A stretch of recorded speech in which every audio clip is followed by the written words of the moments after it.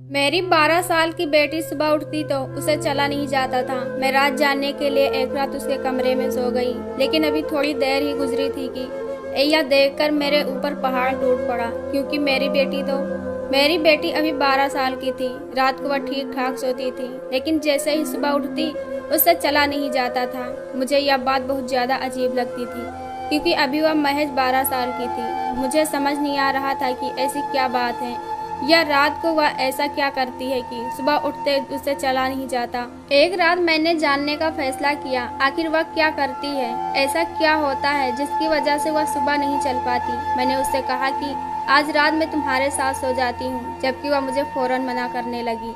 कहने लगी कि नहीं, कोई जरूरत नहीं है, आप अपने कमरे में ही सो जाएं। मैंने बहाने से कहा कि नहीं, तुम्हारी तबीयत ठीक नहीं लग रही, मैं तुम्हारे साथ तुम्हारे कमरे में सो जाती हूँ। उसने मना किया, लेकिन मैं जबरदस्ती उसके कमरे में सो गई। उसको लगा था कि शायद मैं सो चुकी हूँ, लेकिन मैं जाग रही थी। मैं नहीं जानती थी कि वह क्या करने वाली है, लेकिन मुझे यकीन था कि वह कुछ न कुछ तो ऐसा जरूर करती है जिसकी वजह से सुबह उसको उठने में मसला होता है। रात के तकरीबन 2 बज रहे थे जब मेरी बेटी अपने बिस्तर से उठी और दबे पांव कमरे से बाहर निकल गई।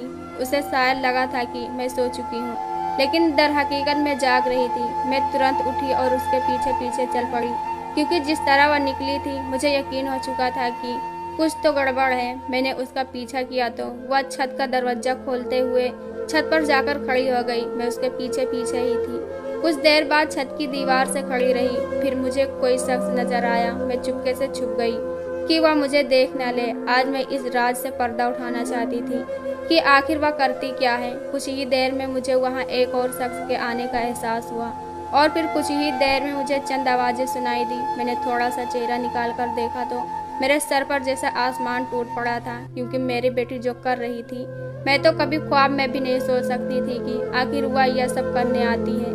और उसके साथ जो भी था वह भी उसके बराबर का गुनहगार था। यह सब देखकर मुझे बेहद गुस्सा आ रहा था। मेरा दिल कर रहा था कि मैं उसे इसी वक्त जिंदा जमीन में गाड़ दूं। मैं कभी सोच भी नहीं सकती थी कि मेरी बेटी ऐसी भी काम में मुलासिब हो सकती है, लेकिन मुझे इस बात का भी यकीन था कि वह खुद इस काम की तरह मैल नहीं हुई है।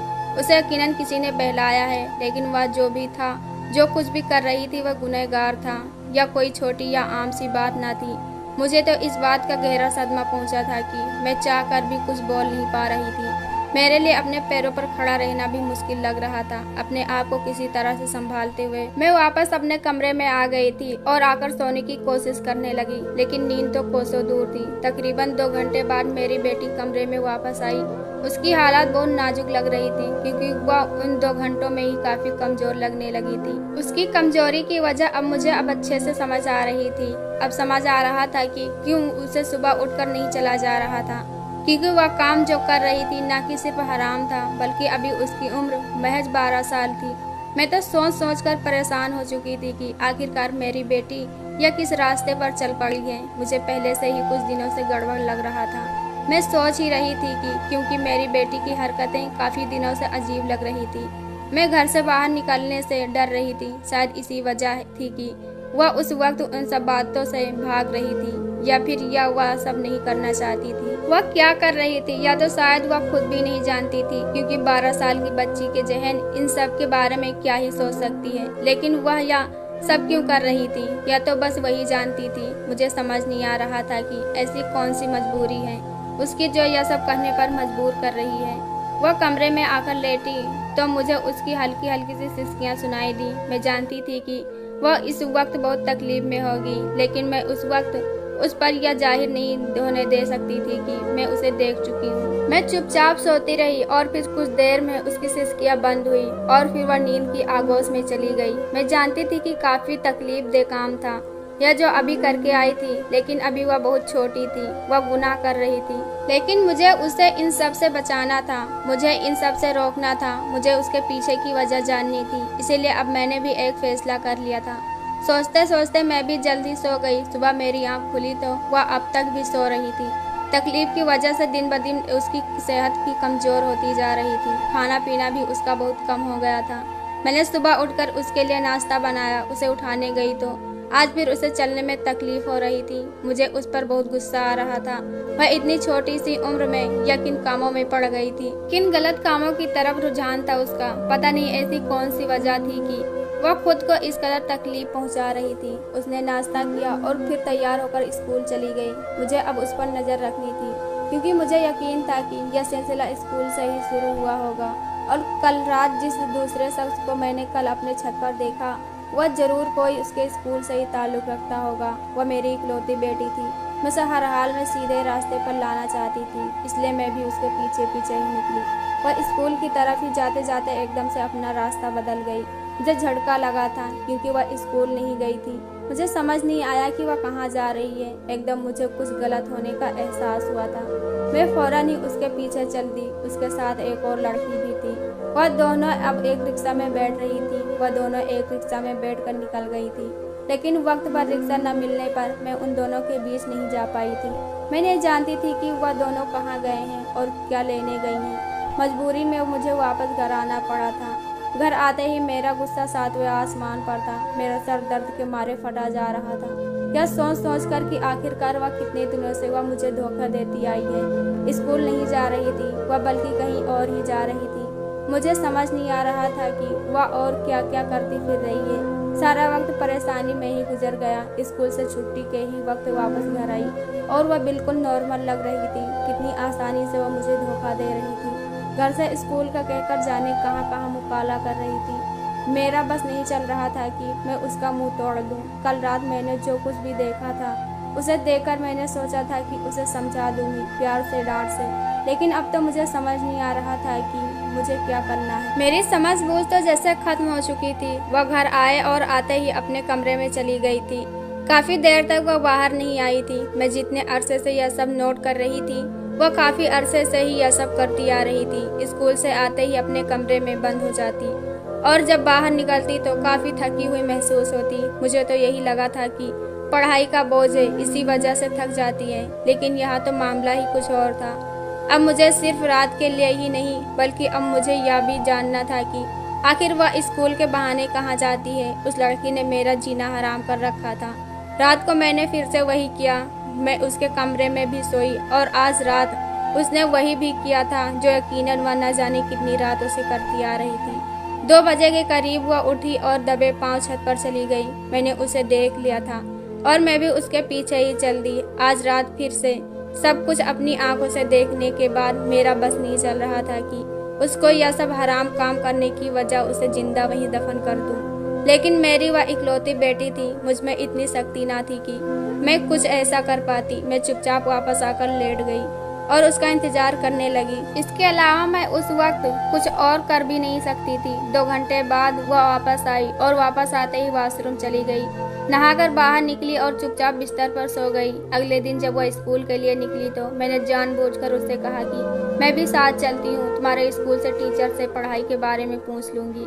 लेकिन उसने फौरन इनकार कर दिया। मैं जान गई थी कि वह मुझे क्यों इनकार कर रही है।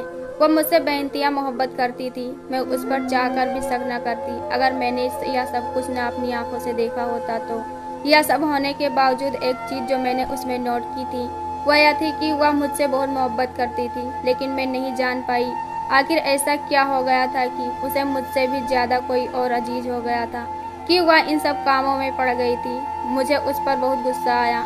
लेकिन आज तो मैंने भी कसम खा ली थी कि मैं इस बात की जड़ तक पहुँच कर ही रहूंगी। वह नाश्ता करके निकली तो मैं भी उसके पीछे पीछे ही चल दी थी। आज फिर उसने वैसा ही किया था। स्कूल के रास्ते चलते हुए उसने एक रिक्शा रोका और फिर देखते ही देखते वही कल वाली लड़की भी उसके साथ रिक्शे में बैठ गई। आज मैंने भी पहले से ही रिक्शा रोक रखा था।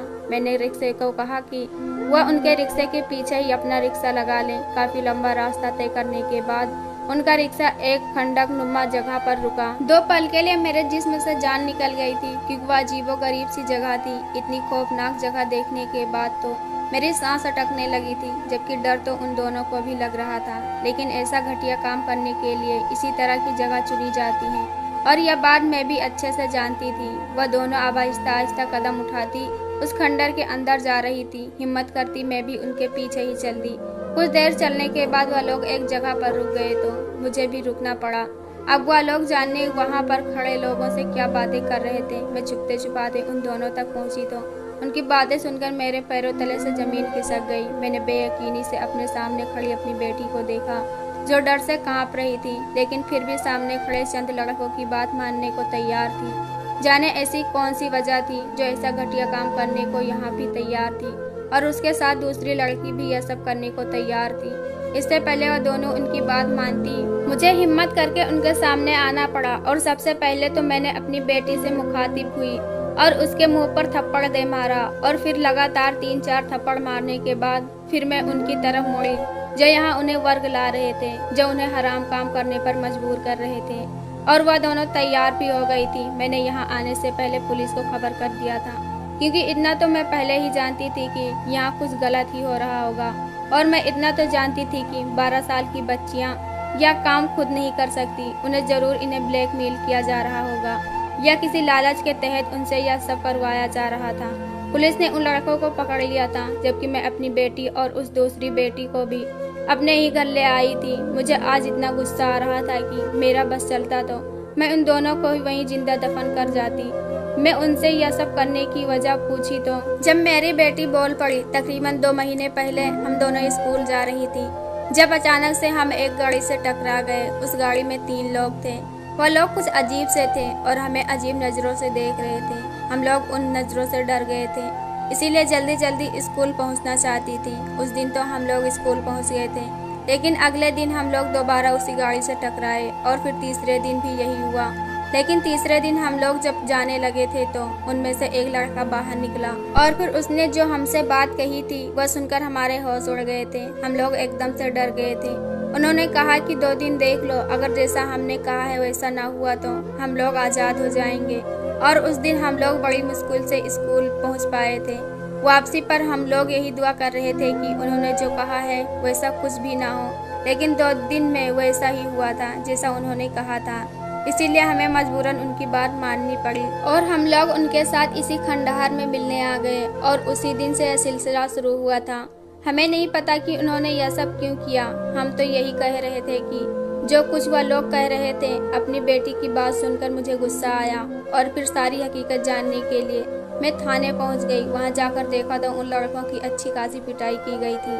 मैंने उनके सामने जाकर उनसे पूछा कि वह लोग क्या और ऐसा क्यों कर रहे थे, तो उन्होंने बताना शुरू किया। यह लड़की उनकी गाड़ी से खुद ब खुद नहीं टकराई थी, बल्कि हम लोगों ने जानबूझकर किया टकराने पर मजबूर किया था। लेकिन उन्होंने पलटकर हमें जवाब नहीं दिया। हम लोग ऐसा ही करते थे। अगर कोई लड़की हमारे गाड़ी से टकरा जाती तो पहले हम चेक करते थे कि वह कैसी है, किस मिजाज की है। अगर वह गुस्सा करती तो हम उसे जाने देते थे। अगर कोई आपकी बेटी जैसी मासूम होती तो हम उसे ऐसा ही अपनी जाल में फंसा लिया करते थे। हमने उनसे कहा कि वह लगातार 3 दिन तक हमारी गाड़ी से टकराती रही हैं। अक्सर वही लोग हमारी गाड़ी से टकराती हैं जिनकी माँ नहीं होती, और अगर किसी की होती हैं तो वह मरने वाली होती हैं, क्योंकि हमें किसी से बददुआ दी हुई है। आपकी बेटी से भी हमने यही कहा था, और यह भी कहा था कि अगर 2 दिन में उनकी तबीयत जरा सी भी खराब हुई तो समझ जाना कि तुम लोग भी इस बददुआ में शामिल हो चुके हो। हमने ही आपको स्कूल से फ़ोन करके बताया था कि आपकी बेटी आजकल मसरूफ़ लग रही है। आपने इस बात की टेंशन ली, आपकी तबीयत बिगड़ गई। हमारी खुशकिस्मती थी, तीर निशाने पर लगा था। आपकी बेटी डर गई थी क्योंकि उसके दोस्त की माँ पहले ही मर चुकी थी। अब हमारे लिए उन्हें फंसाना आसान था। रात को छत पर एक टांग पर खड़े रहने से आपकी ज़िंदगी बढ़ जाएगी। काला जादू है, यह हमने आपकी बेटी से कहा तो वह फौरन मान गई। रात को मैं इससे मिलने आता था क्योंकि मैं गलत इरादे रखता था, लेकिन हिम्मत ही नहीं हो पाती थी। इसलिए हमने इन दोनों को जहां खंडर में बुलाया, लेकिन पहले तो यह लोग मानी ही नहीं रही थी। स्कूल भी नहीं जाती थी, लेकिन हमारे पास भी नहीं आती थी, बल्कि रास्ते में रुककर वही आपके लिए दुआ करती थी। आज यह मिलने आई थी और आपने पकड़ लिया। हमने सोचा था कि ऐसे ही इन्हें डराकर इनसे अपना काम निकलवा लेंगे और फिर उन्हें छोड़ देंगे, लेकिन क्या हुआ क्या नहीं सब आपके सामने ही है। उन लड़कों को उनके किए की सजा मिल चुकी थी। मुझे शर्मिंदगी थी। कोई भी फैसला लेने से पहले अपनी बेटी से एक दफा पूछ लेना चाहिए था कि वह क्यों काले जादू जैसे टोटके पर यकीन कर रही थी। मैंने अपनी बेटी पर विश्वास जताया था। मैं उसकी माँ नहीं, उसकी दोस्त बन गई थी, और आज मेरी बेटी हर छोटी से छोटी और हर बड़ी से बड़ी बात मुझसे शेयर करती है। इंडिया में जादू और टोटके करने वाले हर रास्ते, चौराहे, गली मोहल्ले में आपको मिल जाएंगे। उनकी बातों पर विश्वास करने से पहले 100 दफ़ा सोच लें। अपने घर में बड़े बुजुर्गों से सलाह ले लें। दोस्तों, यह कहानी कैसे लगी कमेंट बॉक्स में ज़रूर बताएं। वीडियो को लाइक करो, चैनल को सब्सक्राइब करो। हम ऐसी कहानी आपके लिए लाते रहेंगे। धन्यवाद।